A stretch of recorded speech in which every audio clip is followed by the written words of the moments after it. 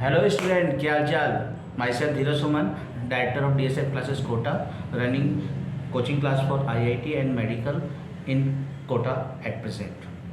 अभी क्या है कि मैं आज आपको एक छोटे से डिस्कशन करने आपसे आया हूँ। अभी क्या है, बहुत सारे बच्चे मेरे पास आ रहे हैं कि सर हमें कैलकुलस में बहुत ज़्यादा प्रॉब्लम आ रही है और हमसे क्वेश्चंस नहीं बन रहे हैं, क्लास में समझ में भी आता है फिर भी कैलकुलस नहीं बनता है। देखिए, कैलकुलस को अगर आप क्रैक करना चाहते हैं तो सबसे बेटर है कि एक ऑर्डर से आप पढ़ें। ठीक है, देखिए कैलकुलस टोटली डिपेंड करती है आपके ट्रिग्नोमेट्री के ऊपर।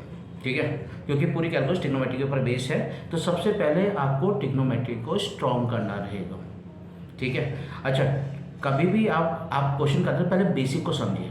बेसिक समझने के लिए आपको NCERT यानी CBSE आपको कंप्लीट करना रहेगा। पहले आप वहाँ से आप इसको ट्रिग्नोमेट्री को समझिए, उसके बाद फिर आप IIT के उस पर आए।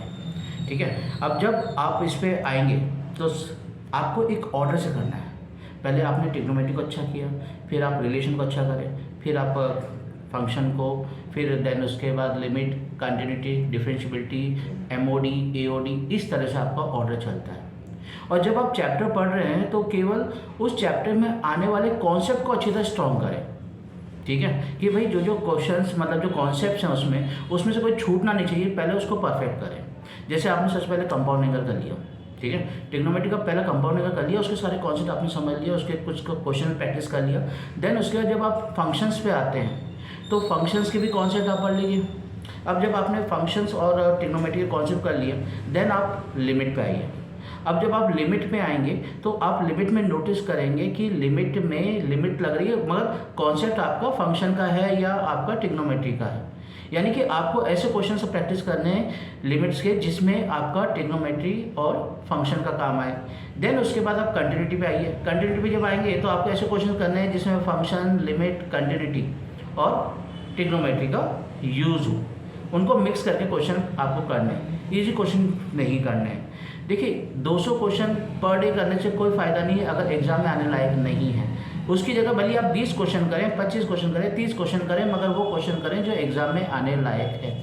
अगर आप IIT को क्रैक करना चाहते हैं या आप अपने मेंस के एग्ज़ाम को क्रैक करना चाहते हैं, ठीक है, इसी तरह से अगर आप करेंगे तो आपका इजीली हो जाएगा, आपको कहीं पे कोई दिक्कत नहीं आएगी।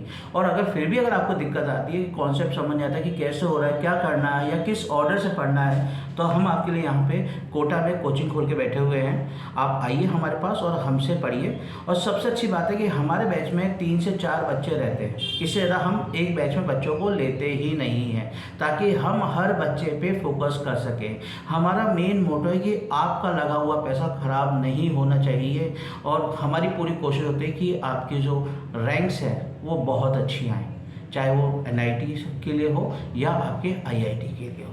इवन हम लोग मेडिकल की भी तैयारी कराते हैं, तो मेडिकल में भी हम लोगों का यही रहता है कि आपका पैसा कहीं ख़राब नहीं हो, आपका पूरे पैसे का यूटिलाइज आपका हो और आप यहाँ से कोटा से सिलेक्शन लेके जाएं।